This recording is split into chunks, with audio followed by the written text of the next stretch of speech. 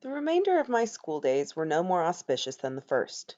Indeed, they were an endless project that slowly evolved into a unit in which miles of construction paper and wax crayon were expended by the state of Alabama in its well meaning but fruitless efforts to teach me group dynamics. What Jem called the Dewey Decimal System was school wide by the end of my first year, so I had no chance to compare it with other teaching techniques. I could only look around me. I could only look around me. Atticus and my uncle, who went to school at home, knew everything. At least what one didn't know, the other did. Furthermore, I couldn't help noticing that my father had served for years in the state legislature, elected each time without opposition, innocent of the adjustments my teachers thought essential to the development of good citizenship. Jem, educated on a half decimal, half dunce cap basis, seemed to function effectively alone or in a group. But Jem was a poor example. No tutorial system devised by man could have stopped him from getting at books. As for me, I knew nothing except what I gathered from Time magazine and reading everything I could lay hands on at home. But as I inched sluggishly along the treadmill of Macomb County's school system, I could not help receiving the impression that I was being cheated out of something. Out of what, I knew not. Yet I did not believe that 12 years of unrelieved boredom was exactly what the state had in mind for me. As the year passed, released from school 30 minutes before Jem, who had to stay until 3 o'clock, I ran by the Radley place as fast as I could, not stopping until I reached the safety of our front porch. One afternoon, as I raced by, something caught my eye, and caught it in such a way that I took a deep breath, a long look around, and went back. Two live oaks stood at the edge of the Radley lot. Their roots reached into the side road and made it bumpy. Something about one of the trees attracted my attention. Some tinfoil was sticking in a knothole just above my eye level, winking at me in the afternoon sun. I stood on tiptoe, hastily looked around once more, reached into the hole and withdrew two pieces of chewing gum, minus their outer wrappers. My first impulse was to get it into my mouth as quickly as possible, but I remembered where I was. I ran home, and on our front porch I examined my loot. The gum looked fresh. I sniffed it, and it smelled all right. I licked it, and waited for a while. When I did not die, I crammed it into my mouth. Wrigley's Double Mint. When Jem came home, he asked me where I got such a wad. I told him I found it. "Don't eat things you find, Scout. This wasn't on the ground. It was in a tree." Jem growled. "Well, it was," I said. "It was sticking in that tree yonder, the one coming from school. Spit it out right now." I spat it out. The tang was fading anyway. "I've been chewing it all afternoon, and I ain't dead yet. Not even sick." Jem stamped his foot. "Don't you know you're not supposed to even touch the trees over there? You'll get killed if you do. You touched the house once. That was different. You go gargle. Right now, you hear me?" "Ain't neither. It'll take the taste out of my mouth." "You don't, and I'll tell Calpurnia on you." Rather than risk a tangle with Calpurnia, I did as Jem told me. For some reason, my first year of school had wrought a great change in our relationship. Calpurnia's tyranny, unfairness, and meddling in my business had faded to gentle grumblings of general disapproval. On my part, I went to much trouble, sometimes, not to provoke her. Summer was on the way. Jem and I awaited it with impatience. Summer was our best season. It was sleeping on the back screened porch in cots, or trying to sleep in the treehouse. Summer was everything good to eat. It was 1,000 colors in a parched landscape.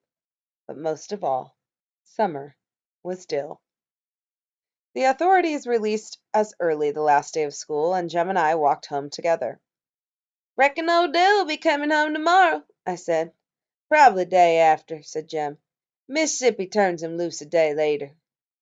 As we came to the live oaks at the Radley place, I raised my finger to point for the 100th time to the knothole where I had found the chewing gum, trying to make Jem believe I had found it there, and found myself pointing at another piece of tinfoil. "I see it, Scout. I see it." Jem looked around, reached up, and gingerly pocketed a tiny, shiny package. We ran home, and on the front porch we looked at a small box patchworked with bits of tinfoil collected from chewing gum wrappers. It was the kind of box wedding rings came in. purple velvet with a minute catch. Jem flicked open the tiny catch. Inside were two scrubbed and polished pennies, one on top of the other. Jem examined them. Indian heads, he said. 1906, and Scout, one of 'em's 1900. These are real old. 1900, I echoed. Say, hush a minute, I'm thinking. Jim, you reckon that's somebody's hiding place? Nah, don't anybody but us, much but us pass by there unless it's some grown person's. Grown folks don't have hiding places. You reckon we ought to keep 'em, Jim? I don't know what we could do, Scout. Who'd we give 'em back to? I know for a fact don't know anybody go by there. Cecil goes by the back street and all the way round by the town to get home. Cecil Jacobs, who lived at the far end of our street, next door to the post office, walked a total of 1 mile per school day to avoid the Radley place and old Mrs. Henry Lafayette DeBose. Mrs. DeBose lived 2 doors up the street from us. Neighborhood opinion was unanimous that Mrs. DeBose was the meanest old woman who ever lived. Jem wouldn't go by her place without Atticus beside him. What do you reckon we ought to do, Jim? Finders were keepers unless title was proven. Plucking an occasional camellia, getting a squirt of hot milk from Miss Maudie Atkinson's cow on a summer day, helping ourselves to someone's scuppernongs was part of our ethical culture. But money was different. Tell you what, said Jem, we'll keep 'em till school starts, then go around and ask everybody if they're theirs. There's some bus child's, maybe. He was too taken up with getting out of school today and forgot 'em. These are somebody's, I know that. See how they've been slicked up? They've been saved. Yeah, but why should somebody want to put away chewing gum like that? You know it doesn't last. I don't know, Scout, but these are important to somebody. How's that, Jim? Well, Indian heads. Well, they come from the Indians. They're real strong magic. They make you have good luck. Not like fried chicken when you're not looking for it, but things like long life and good health and passing 6 weeks tests. These are real valuable to somebody. I'm going to put 'em in my trunk. Before Jem went into his room, he looked for a long time at the Radley place. He seemed to be thinking again. 2 days later, Dill arrived in a blaze of glory. He had ridden the train by himself from Meridian to Macomb Junction, a courtesy title. Macomb Junction was in Abbott County, where he had been met by Miss Rachel in Macomb's one taxi. He had eaten dinner in the diner. He had seen two twins hitched together get off the train in Bay St. Louis and stuck to his story regardless of threats. He had discarded the abominable blue shorts that were buttoned to his shirts and wore real short pants with a belt.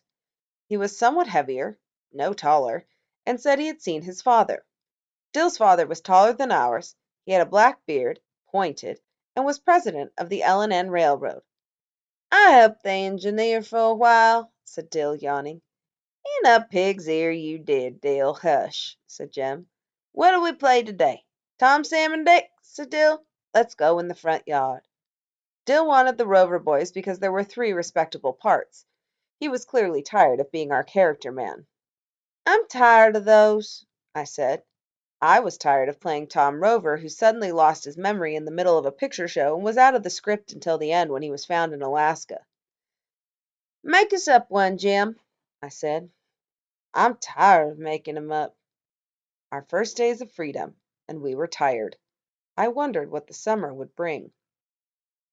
We had strolled to the front yard, where Dill stood looking down the street at the dreary face of the Radley place. I smell death, he said.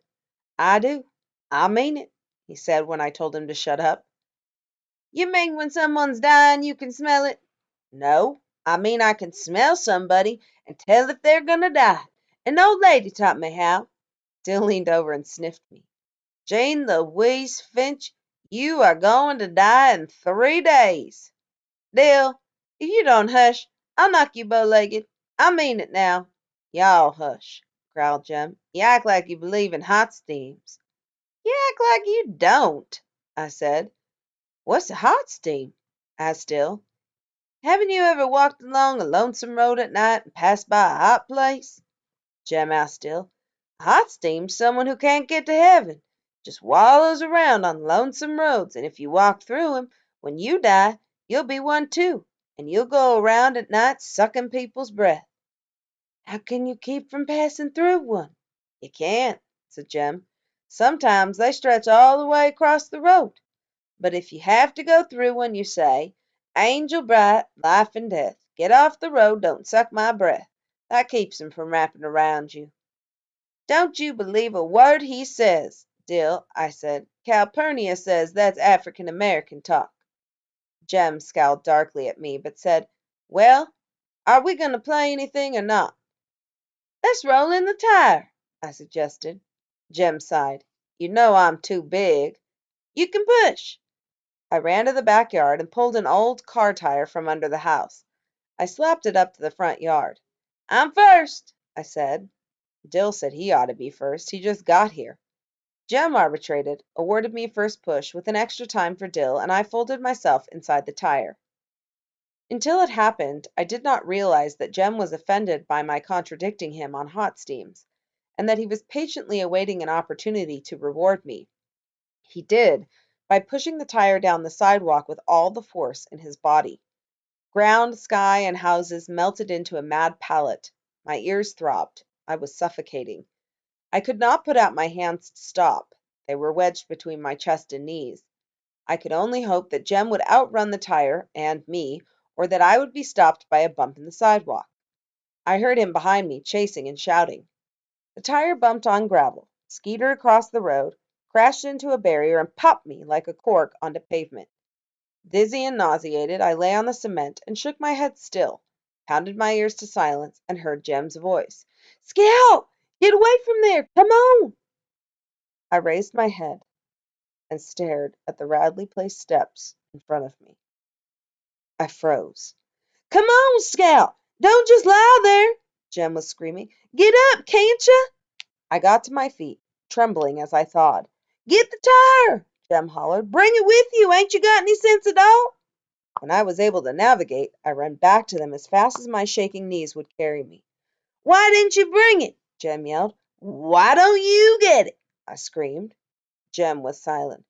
Go on. It ain't far inside the gate. Why, you even touched the house once, remember?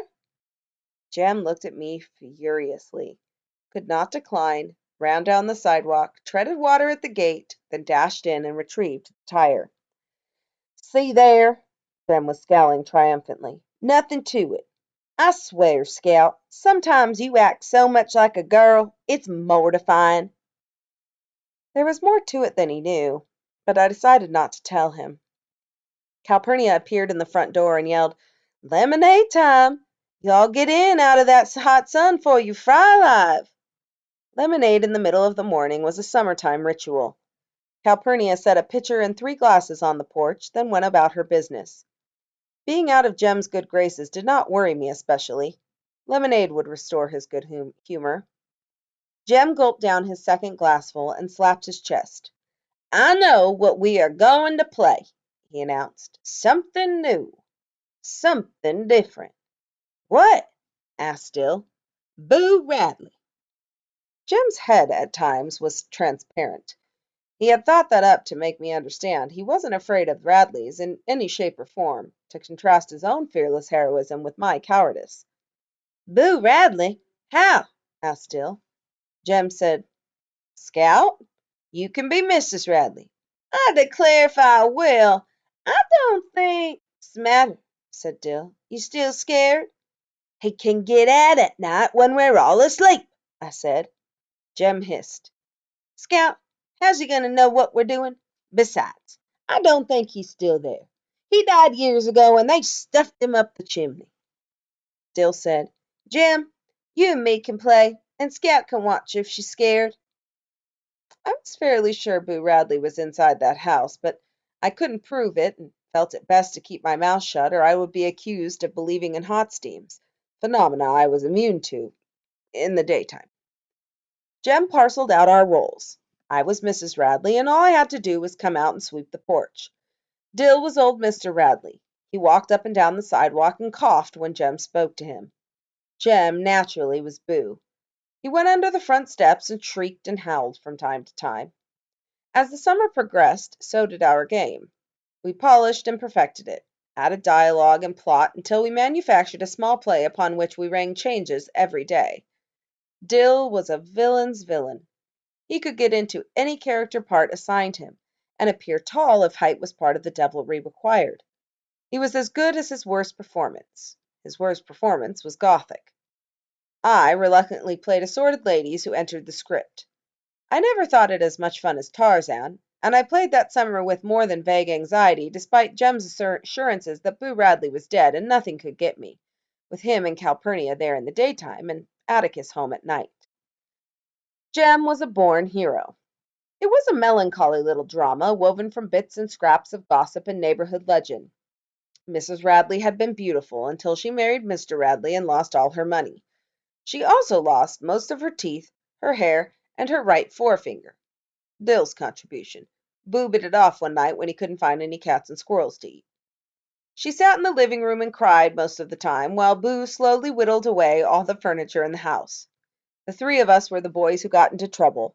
I was the probate judge for a change. Dill led Jem away and crammed him beneath the steps, poking him with a brush broom. Jem would reappear as needed in the shapes of the sheriff, assorted townsfolk, Miss Stephanie Crawford, who had more to say about the Radleys than anybody in Maycomb. When it's time to play Boo's big scene, Jem would sneak into the house, steal the scissors from the sewing machine drawer when Calpurnia's back was turned, then sit in the swing and cut up newspapers. Dill would walk by, cough at Jem, and Jem would fake a plunge into Dill's thigh. From where I stood, it looks real. When Mr. Nathan Radley passed us on his daily trip to town, we would stand still and silent until he was out of sight, then wonder what he would do to us if he suspected. Our activities halted when any of the neighbors appeared, and once I saw Miss Maudie Atkinson staring across the street at us, her hedge clippers poised in midair. One day we were busily playing Chapter 25, Book 2 of One Man's Family. We did not see Atticus standing on the sidewalk looking at us, slapping a rolled magazine against his knee. The sun said 12 noon. "What are you all playing?" he asked. "Nothing," said Jem. Jem's evasion told me our game was a secret, so I kept quiet. "What are you doing with those scissors, then? Why are you tearing up that newspaper? If it's today's, I'll tan you."